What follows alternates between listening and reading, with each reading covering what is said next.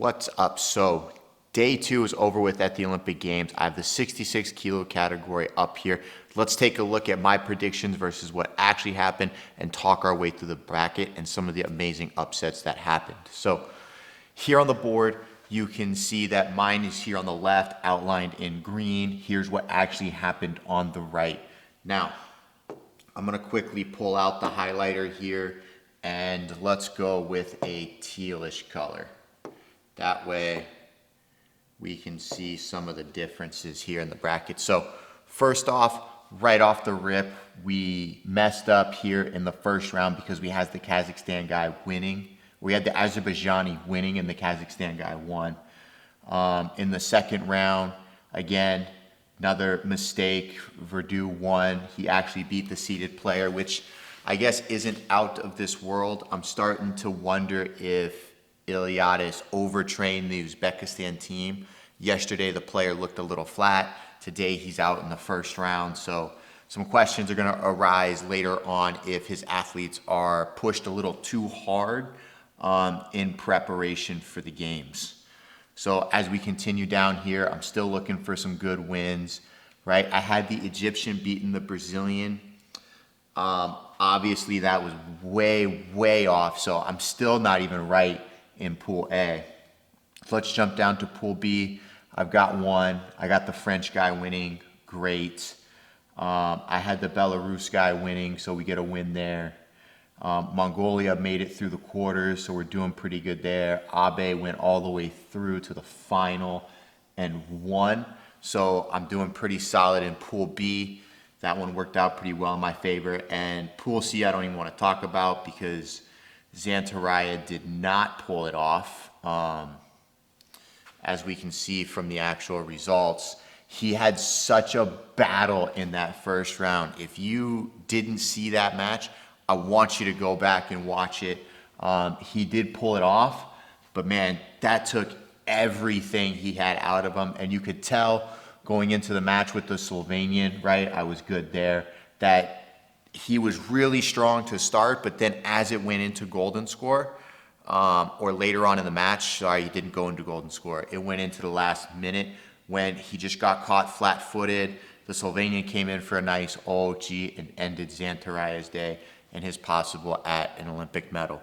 And I guess I tried to throw out some good vibes by pushing him all the way into the final. I talked about that before because he's probably one of the best players to not have an Olympic medal. Multiple time world champion, not world champion, but world championship medals. So impressive there. I called this one right. Georgian went all the way through into the final. Sorry, I had Zantaraya into the final. We went all the way into the semis. I just felt like he was head and shoulders above everybody else. We had Katz winning down here, so that was good to see. But I did have the German beating the Russian, and it did go into golden score. It went late into the match, and the German ended up getting a third Shido at the end of the match. So questionable decision there, but it was obviously a back and forth matchup.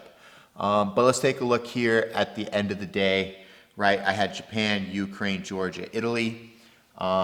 I feel like I did pretty close because we had Abe win in. We had Georgia with a medal. The Italian, I guess we should talk about that up here, right? He fell to the Brazilian, right? That was a crazy matchup right here, this quarterfinal. You know, I had talked with Neil Adams about this before the games ever set foot. I think even before the World Championships, where I was talking about athletes who performed really well at the World Championships are probably going to underperform, have a high likelihood of underperforming at the Olympic Games because you're at such a peak of the event that it can be a little bit of a challenge to keep it going, right? To do well at the World, your body has to be in top form. And Lombardo had a very good World Championships. And all day, I felt like he was struggling to get his offense going. It felt like he was stuck into a rhythm of just trying to hit everybody with that fireman's. And at the end of the day, he ends up losing to the Brazilian because of it, because as he's doing the fireman's, he loses both grips, the Brazilian is standing in front of him, and when he gets up, he sees that he's a little off balance. He cross grips the sleeve and dumps Lombardo for Wazzari with, I think when they called it, there was 1 second left on the clock, and Lombardo's chances of being in the semis with Abe were over.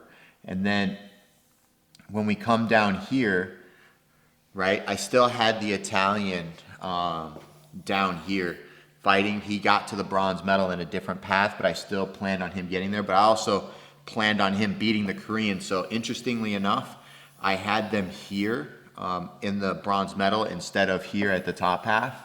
But at the end of the day, On still pulled it off. Beautiful drop Seo for bronze. You know, I don't know if I would have gone to the World Championships knowing that Abe was going to be at the games, knowing An was going to be here.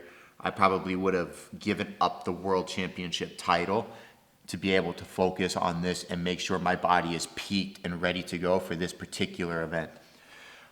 There are some instances, just throwing it out there, like when we were getting ready for 2012 as a U.S. team, and I think Europe as a whole, just throwing a little story out here that when we were getting ready, we went to a tournament in the Czech Republic. It was actually a B-level tournament. It wasn't even a World Cup. It was below it. But at the event, just to kind of explain the flow of development for you guys that are trying to understand going to the Worlds versus not, we went to this B-level tournament where I didn't medal. I think I finished 7th overall. But the main point of the story of us going to the Czech Republic was that in that division for 81 kilos, we had 5 Olympians. And then of the 5 Olympians, it was me, Antoine, and Ole Bischoff. We were all at this B tournament in the Czech Republic, and at the end of the day, all 5 of us, none of us medaled. I actually beat Antoine. I threw him for Ippon in the repechage to move my way through the bracket. And I believe Ole Bischoff lost to Sven Marish from Germany, who was his teammate at that event in the Czech Republic. But then at that B tournament, when you think about it, it's like we all lost. We were all beat up. We were all tired. We were mentally exhausted because we had been pushing ourselves through the event. The event was there to just get a bunch of matches in and then get ourselves in the competition mindset. And then when we went to London, 3 of the 5 of us that were at that event that didn't medal fought for Olympic medals in London. So it just goes to show that when you're not peaked, you can do poorly. When you're peaked, you can do really well. And I think that's what we saw here, where some athletes had peaked for the World Championships and had done well. And I think we're going to continue to see this as the World Championships continue. But another player that I really want to kind of talk about here is right here. Let me change this color up just so that we have something else to go off of. Let's go orange. The Brazilian player. He was somebody that was completely off my radar. I just felt like during his time as a senior player, he hasn't really shown his capability as far as getting into deep waters and into the medal rounds. He is junior world champ, but it's all the way back from 2017. Here we are in 2021, and he's fought a couple worlds. He's won a couple of Pan Ams for seniors, but Pan Ams, when we look at this result, right, if we go down here and we take a look at this bracket sheet, the only person you see from the Pan Am Union is here, right? So, you know, it's highly dominated by Europe and Asia. You don't see Africa, you don't see Oceania, and you don't really see Pan Ams in this bracket. So when I was thinking about the draw, I just had him losing in that first round matchup, not because I felt like he was outclassed by any means by the Egyptian. He's actually probably a better player. I didn't really think he was going to get through Uzbekistan and the Moldovan and able to get through to this round. So it's one of those things where when you're mentally ready to win an Olympic medal, it can happen and some things can go in your favor, right? Like, I think at the end of the day, if Lombardo doesn't go to the Worlds, I think he beats the Brazilian here all day.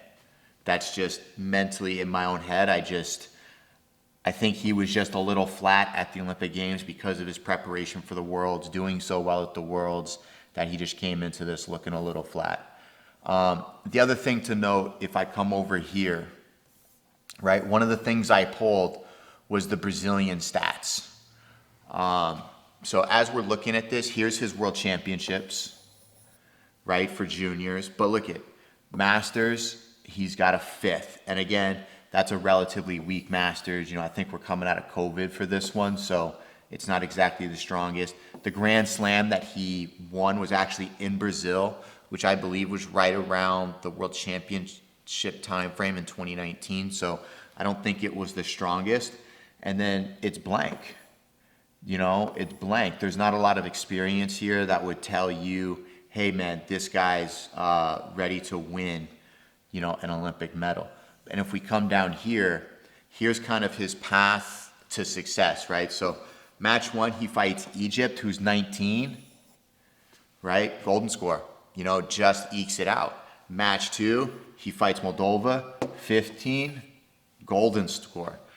And this is where the mentality comes into play, where a lot of times you're looking at nerves, you're looking at styles, you're looking at a lot of different things, but he's building momentum as he goes through the day.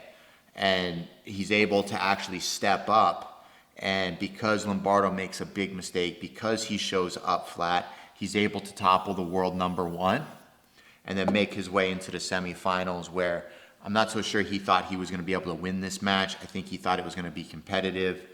But Abe ended up scoring, I believe, early on and then riding out the match to end it. And then he goes into this match right here with the world number 8 from Israel. And when you watch that match, I call it an Ashwaubenon. I don't know what anybody else calls it, because when I was growing up, Ashwaubenon from Switzerland used to always throw people with it. But it's when somebody just throws a hand really deep down the back, you hook the shoulder, throw your hips across, and he ends up catching the Israeli just on a whim. Like, I think if you remove that score or that one instance of the match, I think Israel was winning that match, the other 99 percentile. Now, as I was watching the tournament last night, I started to notice this trend in judo where, and again, I had this conversation with Neil Adams, because after watching the World Championships, we were speaking, and he was like, what do you think about the new rules and where they are? And I was like, I wish I had been able to compete under these rules, because I feel like I lost a lot of matches because of a Shido in overtime, or because, going even back further, because a match ended 2 Shidos to 1. I would have rather have seen it go the distance where one of us are going to have to score. I felt like I was an in-shape athlete, and I felt like given that opportunity, I could have really used these rule sets to better my results. But at the end of the day, the one thing I do want to point out up here, I pulled these stats from the day. So when we're looking at the actual event as a whole, right, we have the number of matches fought in the 66 kilo weight class at 30. So there's 30 total matches. Now check this out. 13 of the matches go to golden score. That's almost 50%. Almost 50% of all matches fought at the Olympic Games in the 66 kilo weight class go to golden score. Now, an even crazier stat is, of all 30 matches at the Olympics in 66 kilos, 15 of the matches, one of the players, at least one of them, had 2 Shidos. Knowing that they were going to get a third, the match would have been over. Some of these happened if we go back, right? So think about those stats. We have 15 matches where people got 2 Shidos, and I highlighted those here. So let me get my eraser here really quick, and let's just kind of scratch out some of these other numbers here. Okay, perfect. Because I want you guys to take a look at this bracket. The ones that have the red bar over the top, those actually went into golden score. So if I blow this up really quick, let's look at pool 1, right? We have match 1, 2, 3, 4, 5, and 6. 1, 2, 3, 4 matches go to the golden score. 2 of the 6 end up with 2 Shidos. So I put a little orange circle next to the name. if one person had 2 Shidos. Here you can see 2 people had it. It went 1 minute and 15 seconds in. It makes you wonder if the players are basically using the thought process of, hey, I'm just overextending on purpose in order to not get a 3rd Shido because I'm going to lose. And what happens is it ends up getting them thrown. It's not because it's what they want to do or it's what they think they should do. It's because they feel like they have to, right? So as we come down here, right, we have 2 more matches in Golden Score. We have 4 more, actually with double Shidos, right? Coming back down here, 1, 2, 3 again. 1, 2, 3, 4 more matches. 5. Didn't see that one over there. 5 more matches with double Shidos.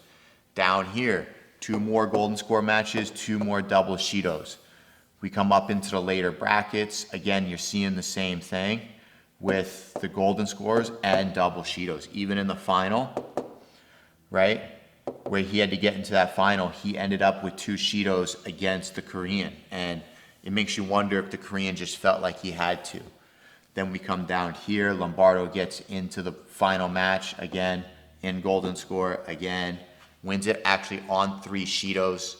I actually didn't see this match, so I'm not sure how he got it, but still, at the end of the day, you can see that thought of players willingly going into Golden Score is a potential way of beating somebody who is outclassing you as a judoka, right? If you can fight, if you can play defense, if you can get some of your attacks off in a safe manner, it's very possible for you to take some of these better players into deeper waters and then eke out a score, eke out a penalty, start playing the meta of judo and using the rules to your advantage in order to perform. And I think we can see a lot more of this, especially on the men's side, as the brackets go on. I'm curious to see how the heavyweight category is going to play out, because I think you could use this strategy, especially when you're looking at a guy like Teddy, where you could take him into long distance waters, like really deep, like go 10, 12 minutes into Golden Score and really test him as far as his cardio goes. But this is the 66 kilo weight class. We have Japan winning in the final. Let's take a look at the women's.